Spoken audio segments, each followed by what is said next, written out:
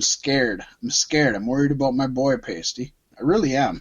Well, maybe he can take some time off and reset, Jay taunted Sonata right away at the beginning. But Sonata wasn't having none of that shit. Came right at him with it. And the match, basically, they told the story that Jay couldn't get the best of Sonata in a fair one-on-one competition. That's what the announcers were putting out. That's what the ref was putting out. That's what these two guys are putting out. It was pretty awesome. And Jay would get the upper hand, but again, it was when he was playing dirty. He was pulling hair. He was using ghetto. He was doing these underhanded tactics. So I liked where it was going, and I really thought it was moving towards Sonata winning because Jay kept getting a little bit over, doing something sneaky, a little bit over, and I was like, all right, Sonata's going to come up from above. They had a really fucked up botch that was scary from the top rope, and it landed Sonata on his head. Oof. Scared the fuck out They're of me. good at Both that performers, over there, though. They are, and both performers recovered right away, so there was nothing major, at least at the moment. Jay White hit a bunch of suplexes, including he busted out a Regalplex Pasty, which I marked out for. I don't know how often he uses it, but in pay-per-views, I don't remember seeing it a lot, so I was like, that's cool. But he didn't win with that. He followed up with a Blade Runner and got the win. I wish he would have won with the Regalplex. I would have marked for that. That would have been cool. But a good story. I like that they told a story, and unlike a lot of the Switchblade's previous bouts, I mean, Sonata really pushed him all the way, but Jay proved that he could do this seemingly without Bullet Club interference. Of course, we had Ghetto in there a little bit and all that, but for the most part, at the end, he did it all on his own. But I did notice that the commentary is pushing that Sonata has not won a singles match for 6 months now. So something's going on with the Sonata angle. I'm not wrong with that. I just don't know where they're going with it. I don't know where they're going. Maybe he joins the Dark Order. Or the Bullet Club. The Dark Order. Okay. They're picking up losers, remember? They are. They are losers, baby. So why don't you kill me? Christopher Daniels seems to be heading in that direction, too. I think it's too obvious. He's the fallen angel. It's the Dark Order.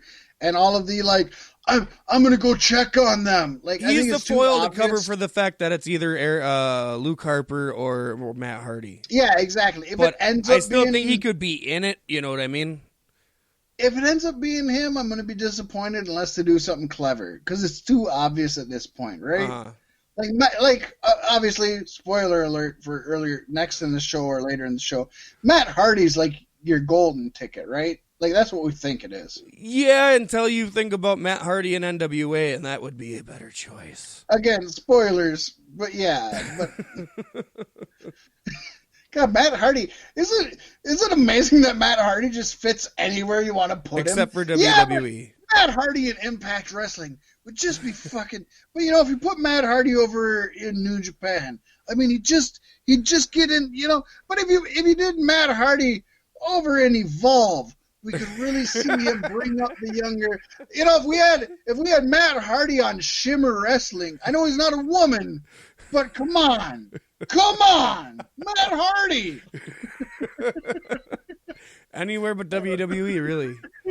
Basically. No, him and PCO and Ring of Honor. You can do some stuff. When we're in New Japan, Pasty, what do we got in New Japan here? We have the IWGP Junior Heavyweight Championship. Hiromu Takahashi retaining over Ryu Dragon Lee. Holy shit. This one, Isa. Oh my God! I was just going to tell you this could be one of the best matches. It was one of the only ones you didn't message me about, so I was like, I can skip that one then. Oh, you need to go back and... Oh, Pasty, this is the second best match. This is... I don't know. There's 3 best matches of the night. It's difficult. But this one, you cannot miss this. They're all 3 different. That's the hard part. How do you gauge matches that are so different? That's where you got to start getting into just feeling emotion. You and need to have New artistic- Japan match categories, and they just all are rated in those categories.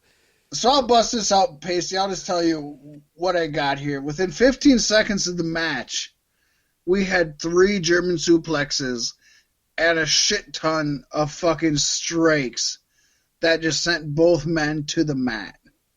Nice. I'm just going to tell you right now. The audience, the Japanese audience that can be quite quiet at times, just blowing up. It's insane. Dragon Lee hits a brutal drop kick to Takashi's face in the corner. Just sick. Just crazy. And he followed that up with a wild Hurricane Rana from the apron to the outside. And I was worried that Takahashi hurt his neck.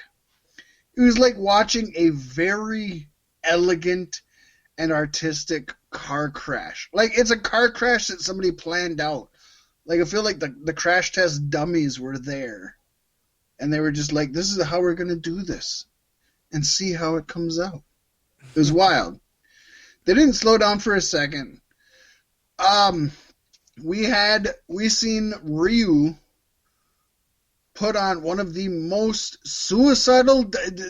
Pacey, I'm gonna read you what I wrote. Okay, I like to do that when it's something that's really good. Mm-hmm. Ryu positioned Takahashi on the guardrail and performed the most suicidal dive since La Parka 2. Similar to the famous spot he performed with Will Ospreay last year. That's legitimate. That's what I wrote. I'm sorry if it's too soon, but that's legitimately what I wrote down as I'm watching it. It's holy shit, that's suicidal as shit. If it's any more suicidal, he's dead. We seen a double stomp from the top rope to the outside, which is just sick. A belly-to-belly suplex off the apron to the floor. A Hiromu bomb from the top to the outside. Jesus. Basically, you gotta watch. I'm sad. I'm sorry I didn't push you to watch this one. I should have, because it was so awesome. The end came. Somehow we got a reversal into a Canadian destroyer and got a second Canadian destroyer. And then Takahashi won with 2 time bombs and the pin. We had 2 Canadian destroyers, 2 time bombs, and a pin. Let's be honest, it's the definition of too many finishes, and I'll agree with that. One of any of those should be a finish. I love it. But this was an exciting, riveting, crazy, fun match from start to finish. These 2 guys, you gotta watch this one, Pacey. You gotta watch this. You gotta watch it. I'm gonna go back and watch it right after we get done, son. I'm gonna go to sleep after we get done, but you know what? You do what you do. What do we got next? We got the IWGP United States Championship match. One Eye Mox versus Minoru Suzuki. Jesus Christ. This wasn't even a hardcore match, Fat Mac. And it was a hardcore match. It was nuts. There was PVC barricades. This is probably the most hardcore, non-hardcore match I've seen in a long time. Why was there PVC barricades? Why was there? We don't know. They're PVC barricades. But we know that these 2 guys, every time they went to hit each other, they fucking hit each other. Yeah, and Naito and Suzuki not even moving when Moxley's hitting him with elbows to the face. No, not even selling it. Nothing. No flinch. Just standing there like a wall. Yeah, he's straight up telling Moxley, dude, if you want me to sell this, you have to fucking hit me. I don't play wrestle here. You want it to look good? Hit me, bitch. Oh my God. And they're hitting the shit out of each other. Yeah. Every move. I don't know what to emphasize. I don't know. Well, there's a lot of slapping too. Forearms, there's a lot of playful slapping. There is, but at the same time, it's the kind of playful slapping that would knock you and me on our asses. And they had to hit each other in the faces pretty hard because they had to swell Moxley's eye up after the eye patch came off. Oh, I know. It's like a half point for me, right, Pacey? You didn't need it. Spoilers. It's almost a clean sweep in this one. This was just... Suzuki was like a man possessed. Yeah.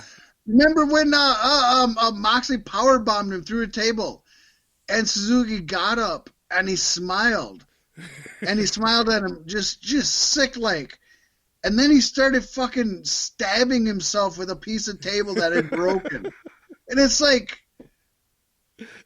I love it's great because I was talking to somebody, I was talking to a coworker of mine who knows American wrestling, what I call WWE plus. You know what I mean? Like, he knows WWE, and then he knows what other people talk about the other stuff, but he doesn't necessarily watch it. You know what I mean? Yeah. And I was telling him, and I was like, Suzuki just, he threw him down, and Suzuki just started stabbing himself with the table. And he was like, oh, yeah. And Moxley kind of just went after him. And I was like, no. He was stabbing himself with the table. I was like, Minoru Suzuki. And he's like, oh, because Moxley's like a hardcore wrestler. I was like, no, this wasn't a hardcore match. I was like, Minoru Suzuki. I was like, do you know who Minoru Suzuki is? And he was like, oh, not really. And I was like, I can't really explain this match until you watch Minoru. Just Google Minoru Suzuki and anything and see what it is. It's like, I can't explain to you. I can't explain to you that Minoru Suzuki, I think he thinks wrestling is real. It is when he's in the ring. That's yeah, it's hard strikes, it's blood, I know the ending is predetermined, but I think he really thinks you're supposed to hurt people. You know? Yeah.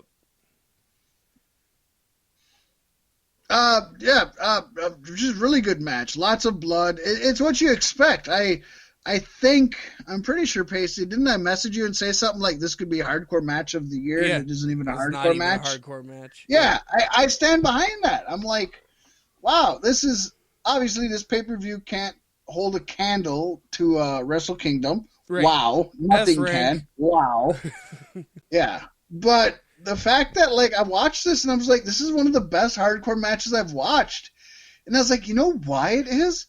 It's because they're not trying to make it look like a hardcore match. They're not using random utensils, and they're not going outside of the ring to do it, and they're not doing random things to do it.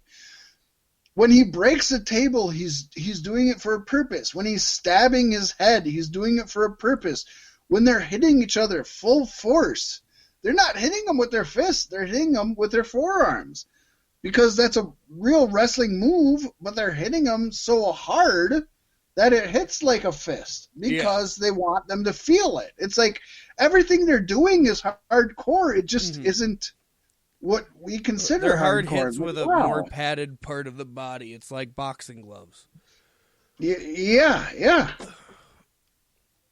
Which, by the way, are the worst things that ever happened to boxing, and that's a different story.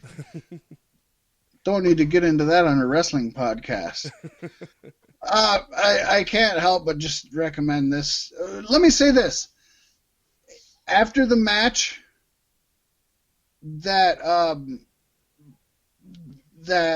Zack Sabre Jr. or that Sonata. Hold on, let me take a breath. I'm talking like Bruce Pritchard here. Yeah, I know. Again. I was just about to hit play again. The Midnight Express versus the Rock After the match that Hiromu Takahashi and Ryu Lee had, I didn't think that these guys would even stand a chance, and they were comparable. Not going to say better, I'm going to say comparable. Again, two completely different matches, so it's hard to say. But that's what I'm going to say. Oh, yeah. No, this was a fun watch. And then we had